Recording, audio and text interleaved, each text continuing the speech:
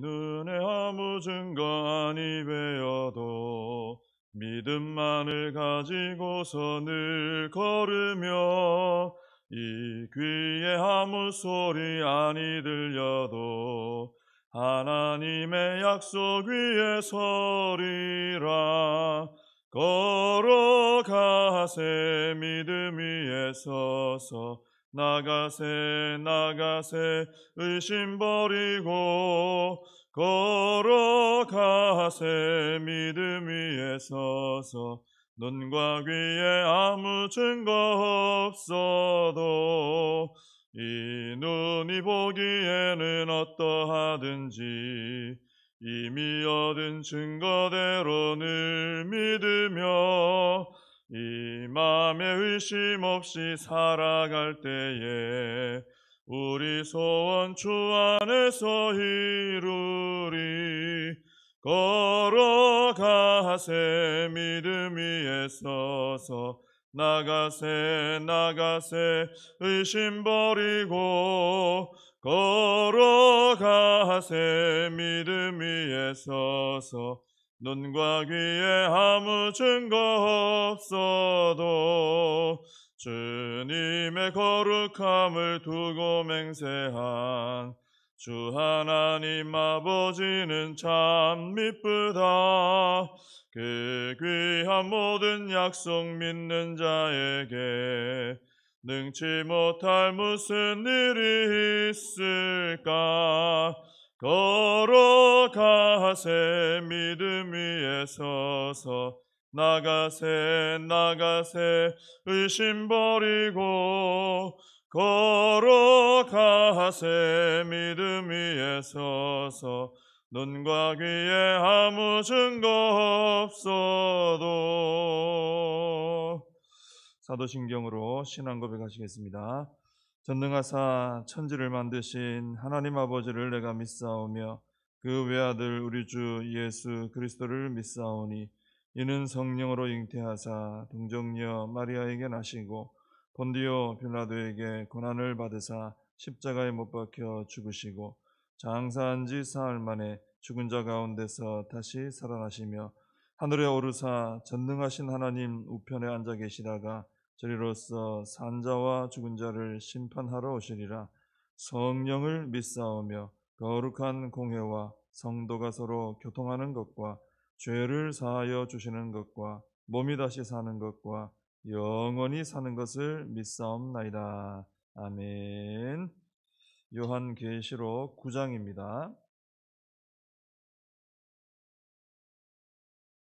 요한계시록 9장 1절부터 12절까지 말씀 보겠습니다. 봉독해 드리겠습니다. 다섯째 천사가 나팔을 불매 내가 보니 하늘에서 땅에 떨어진 별 하나가 있는데 그가 무저갱의 열쇠를 받았더라. 그가 무저갱을 여니 그 구멍에서 큰 화덕의 연기 같은 연기가 올라오매 해와 공기가 그 구멍의 연기로 말미암아 어두워지며 또 황충이 연기 가운데로부터 땅 위에 나오매 그들이 땅에 있는 전갈의 권세와 같은 권세를 받았더라. 그들에게 이르시되 땅의 풀이나 푸른 것이나 각종 수목은 해하지 말고 오직 이마에 하나님의 인침을 받지 아니한 사람들만 해하라 하시더라. 그러나 그들을 죽이지는 못하게 하시고 5달 동안 괴롭게만 하게 하시는데 그 괴롭게 함은 전갈이 사람을 쏠 때에 괴롭게 함과 같더라. 그날에는 사람들이 죽기를 구하여도 죽지 못하고 죽고 싶으나 죽음이 그들을 피하리로다.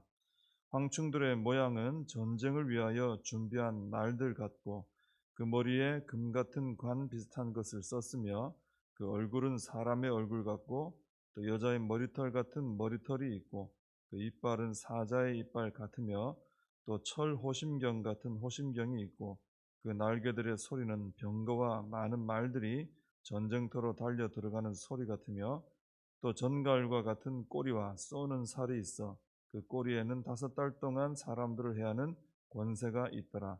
그들에게 왕이 있으니 무저갱의 사자라. 히브리어로는 그 이름이 아바돈이요 헬라어로는 그 이름이 아볼루온이더라.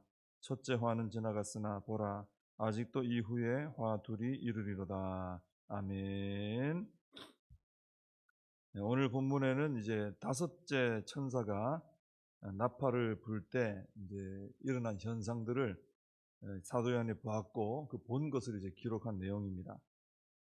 사도 요한이 이제 보니까 하늘에서 떨어진 별 하나가 있었습니다. 별은 원래 하늘에 있는 것이죠. 근데 여기 나오는 별은 하늘에서 떨어져 있는 별입니다. 이 요한계시록에 표현되어 있는 이런 내용들은 구약에 이미 예언되어 있는 그런 내용들이 참 많아요. 이 하늘에서 떨어진 별도 이미 이사야서 14장에 그 설명이 나와 있는 것입니다. 이사야 14장에 보면은 하늘에서 떨어진 계명성 이야기가 나옵니다. 그것도 별이죠. 하늘에서 떨어진 별입니다. 이 계명성은 왜 하늘에서 떨어졌느냐? 하나님과 같아지려고 하다가, 우리가 사탄의 기원에 대해서 설명할 때 이사야 14장 이 하늘에서 떨어진 계명성 얘기를 하거든요. 이게 사탄을 말하는 거죠. 하나님처럼 높아지려고 하다가 대적하다가 제일 밑에까지, 스올 구덩이 밑에까지 떨어진 별이 바로 이 14장에 이사야 14장에 나오는 계명성입니다. 오늘 본문에 나오는 이 하늘에서 떨어진 별 하나하고 이 계명성하고 같은 것이다, 이렇게 볼 수 있죠. 그러니까 하늘에서 떨어진 이 오늘 본문에 나오는 하늘에서 떨어진 별 하나는 바로 사탄을 가리키는 것이다, 이렇게 볼 수 있습니다. 근데 이 하늘에서 떨어진 별이 무저갱의 열쇠를 받았다 그랬습니다. 이 무저갱이라는 말은 밑바닥이 없는 깊은 구렁텅이, 밑끝이 없는 깊은 구렁텅이를 말합니다. 이것은 지옥이라고도 하고 뭐 게헨나라고도 하고 이제 그런 비슷한 이름들이 좀 있죠. 근데 요한계시록 20장 3절에 보면은 이 무저갱은 사탄을 1000년 동안 감금해 두는 곳이다, 이렇게 소개가 되고 있습니다. 이 하늘에서 떨어진 별은 이 무저갱의 열쇠를 받아가지고, 자기가 가지고 있던 건 아니죠. 받은 겁니다. 받아가지고 이 무저갱을 엽니다. 그랬더니 2절에 보면은 그 구멍에서 큰 화덕의 연기 같은, 화덕의 연기 확 솟아오른 연기 같은 연기가 올라오고, 그 연기 때문에 해와 공기가 이제 어두워지는, 다 이렇게 메워지는, 이렇게 어두워져 버리는 이런 현상이 나타납니다. 그리고 그 연기 가운데로부터 이제 뭐가 나옵니까? 황충이 나와요. 메뚜기 같은 그런 것입니다. 황충, 이 땅 위에 나옵니다.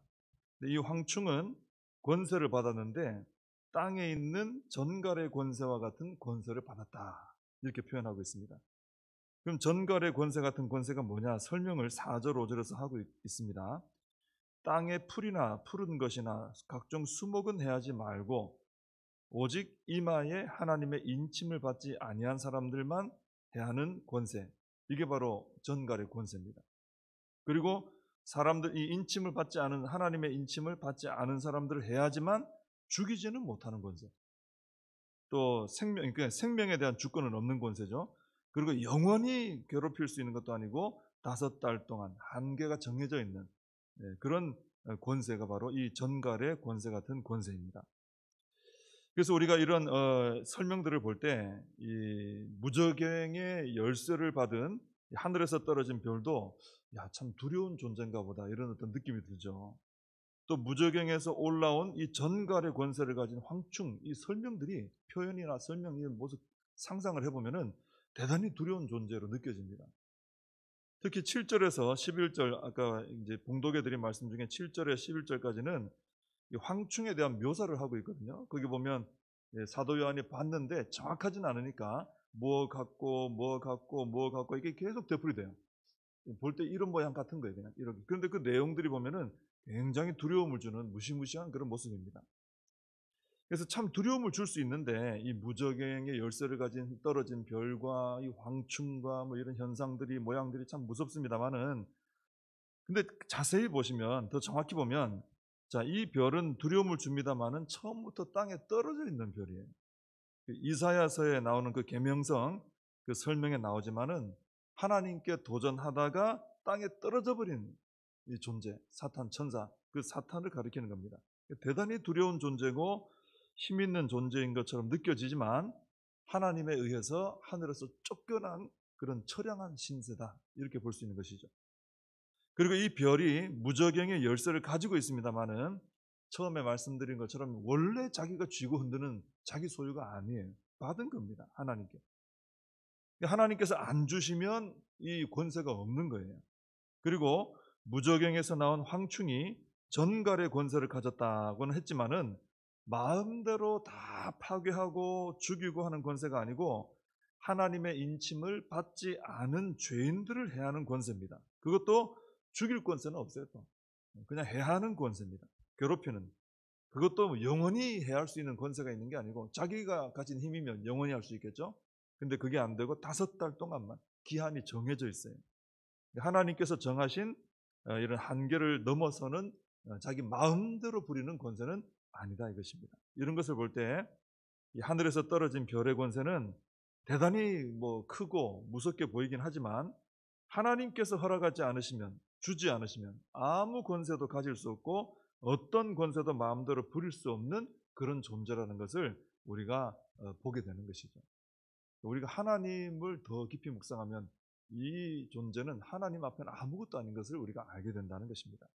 근데 이런 생각을 할 수 있죠.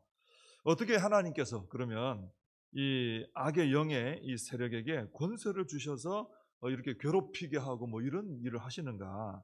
왜 무저갱의 열쇠는 왜 주시는가? 왜 입맞지 않은 사람들을 해할 권세를 주시는가? 충분히 이런 의문을 가져볼 수 있습니다만은 전에도 한번 앞에서 말씀드렸지만은 오히려 이 본문을 보면서 우리는 감사해야 되는 거예요. 왜냐하면은 사탄이 이 말씀 그런 말씀이죠. 사탄이 아무리 강하고 두렵다 할지라도 하나님의 손 안에 있다는 말씀이에요. 이 말씀. 그래서 우리는 오히려 감사해야 되는 것입니다. 만약에 이 악한 영의 세력, 사탄의 세력이 하나님의 통제 밖에 있다. 하나님이 허락하시든 말든 지 맘대로 할 수 있다. 이러면 진짜 무서운 거예요. 그죠? 그게 정말 무서워지는 겁니다. 그러나 사탄의 세력은 결코 하나님과 대등한 힘을 가지고 싸우는 존재가 아니다라는 거예요. 세상에서는 많은 사람들이 오해를 합니다. 하나님은 선한 신이고 마귀는 악한 신인데 어둠의 신인데 아주 대등하게 싸워서 누가 이길지 모르는 이런 식으로 많이 생각들을 오해를 하거든요. 전혀 그렇지 않습니다. 이 마귀의 존재는 하나님과 절대로 대등한 위치에서 싸울 수 있는 존재가 아닙니다. 철저하게 하나님의 지배 아래에 있고 하나님께서 허용하신 범위 내에서만 활동할 수 있습니다. 그러니까 예를 들면 처음부터 하나님께서 묶어버리고 가둬버렸으면 지금 아무것도 못하는 거라는 거예요. 지금 하나님께서 열어주셨기 때문에 뭔가를 활동을 할 수 있다는 것입니다. 그러므로 사탄의 세력으로 인해서 우리가 두려워할 것은 전혀 없습니다. 이 사탄의 어떤 이런 활동들을 허용하신 것은 이게 우리 성도님들에게 복이 안 되면 하나님 안 하세요. 복이 되는 거예요. 우리가 더 연단받을 수 있고 더 강해질 수 있고 여러 가지 우리가 이 일로 인해 받을 복이 있기 때문에 그 범위 안에 허용하신 것이지 이게 사탄이 자기 마음대로 하나님과 대등하게 하는 것이 아니다라는 거죠. 우리가 하나님 안에 거하기만 하면은 사탄은 우리의 성도님들을 전혀 손대지 못하고요. 또 우리 성도님들이 예수 그리스도의 이름으로 나아가면은 얼마든지 물리칠 수 있는 것이 이 악한 영의 세력이다라는 것입니다. 그래서 이 묘사들이 대단히 사도 요한이 이렇게 봤기 때문에 대단히 무섭게 설명을 해놨지만 하나님을 깊이 묵상하시면 됩니다. 하나님을 묵상하다 보면 하나님이 정말 두려운 분이지 마귀가 두렵지는 않다는 것을 알 수 있는 것이죠. 근데 이 황충으로 인한 환란은 굉장히 고통스럽긴 합니다. 6절에 보면은 그날에는 사람들이 죽기를 구하여도 죽지 못하고 죽고 싶으나 죽음이 그들을 피하리로다 그랬습니다. 차라리 죽었으면 좋겠는데 안 죽어지는 거죠. 이게 더 괴로운 거 아니겠습니까? 근데 4절에 보면 이 황충으로 인한 환란은 아까도 말씀드렸지만 이마에 하나님의 인침을 받지 아니한 사람들만 받는 환란입니다. 그러니까 우리는 어떤 사람이죠? 우리는 예수님 믿는 우리는 이마에 하나님의 인을 받은 사람들이에요. 그러니까 이 황충이 대단히 무섭지만 나랑 상관없어요. 이 황충이 나를 건드릴 수는 없어요.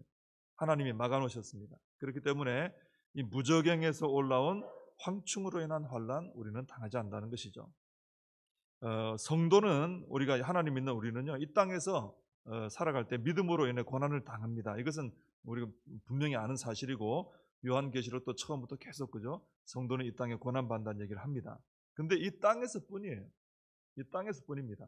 이 땅의 시간이 지나고 심판의 때가 시작되면은 더 이상 그때부터는 성도는 당하는 고난이 없어요. 영원한 시간이 시작될 때, 그죠? 그때 이제부터는 성도에게 다가오는 고난은 없습니다. 왜냐하면 주님 품에 그때부터는 안기기 때문이죠. 그리고 그때로부터는 오로지 하나님의 인을 맡지 않는 자들의 고통이 시작됩니다. 우리는 그 고통에 참여하지 않는 것이죠. 그렇기 때문에 우리는 오늘 이 말씀을 보고 이 말씀을 믿는 믿음을 가져야 된다는 것입니다. 그렇게 해서 마지막 심판날에 하나님의 보호 안에서 누릴 평안이 있는데 그것을 지금 여기서도 믿음 안에서 우리가 누려야 된다는 거죠. 자, 우리 믿음의 선조들 중에 우리가 참 대단하게 여기는 분들이 있죠. 어떤 분들입니까? 불에 태워지고 막 사자의 밥이 되고 뭐 이런 분들, 옛날에 순교했던 분들, 우리나라에도 순교자들이 있잖아요. 어떻게 그분들이 순교하는 그 상황에서도 평안했다는 그런 얘기를 들으면서 어떻게 그럴 수 있나? 그분들이 다 이 말씀을 보고 듣고 이 말씀을 믿음으로 그 하나님 앞에서 영원히 받아 누릴 평안을 여기 이 땅의 순교의 어떤 고난 상황에서도 누렸던 거예요. 그것을 바라보고 나는 예수 그리스도 안에 부활의 영광을 누릴 것이다. 그리고 그 마지막 날 심판 때 나는 이제 예수 그리스도 안에서 보호될 것이다. 그때부터는 나에게 눈물이 없고 고난이 없고 영원한 축복과 평안과 안락과 놀라운 하나님의 그 은혜 가운데 살아가는 삶이 시작될 것이다. 이게 그냥 남의 얘기가 아니고 이것이 믿음 안에서 내 얘기가 되고 믿음 안에서 이것이 지금 현재 여기서도 이 평안이 누려지기 때문에 불 속에서도 고난 가운데서도 평안한 가운데 감사하며 이겨낼 수가 있었다라는 것입니다. 그래서 우리도 오늘 이 말씀을 우리가 잘 보고 이 말씀을 믿음으로 우리가 하나님 안에서 누리는 평안이 얼마나 놀라운 것이며 하나님의 권세 안에 있는 것이 얼마나 안전하게 보호받는 것인가 이것을 우리가 알고 그 평안을 지금 누리면서 이 땅에서 우리가 잠시 받는 환난의 고통이 있지만 이 땅에서 믿음으로 살다 받는 고난이 있지만 우리가 그럼에도 불구하고 끝까지 믿음을 지키며 살아가야 할 줄로 믿습니다. 기도하겠습니다. 하나님 아버지, 오늘 이 말씀을 통해서 참으로 무서운 광경들이 묘사되고 설명되고 있지만은 하나님 아버지 안에 있는 저희들이 조금도 두려워할 것이 없음을 깨닫게 해주시니 감사를 드립니다. 하나님, 저희들이 하나님을 믿음으로 이 땅에 사는 동안 고난이 있다는 사실을 분명히 알고 있습니다. 그 고난이 저희들에게 오히려 유익이 되고 저희들을 연단하는 과정이 되고 더 확실한 영원한 구원을 향해 나아가는 과정이 됨을 믿습니다.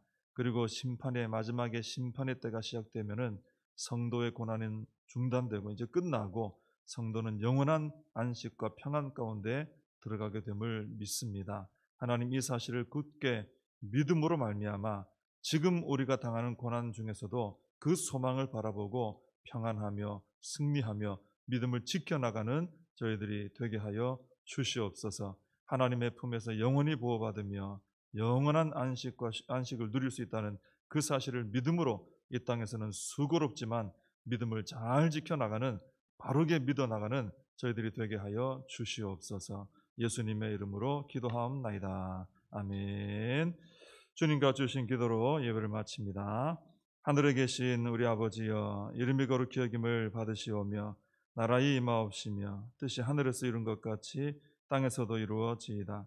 오늘날 우리에게 일용할 양식을 주옵시고 우리가 우리에게 죄진 자를 사하여 준 것 같이 우리 죄를 사하여 주옵시고 우리를 시험에 들게 하지 마옵시고 다만 악에서 구하옵소서. 대개 나라와 권세와 영광이 아버지께 영원히 있사옵나이다. 아멘. 말씀 붙들고 함께 기도하시고 나라와 민족을 위하여 교회와 우리 다음 세대 우리 사명 붙들고 함께 기도하겠습니다.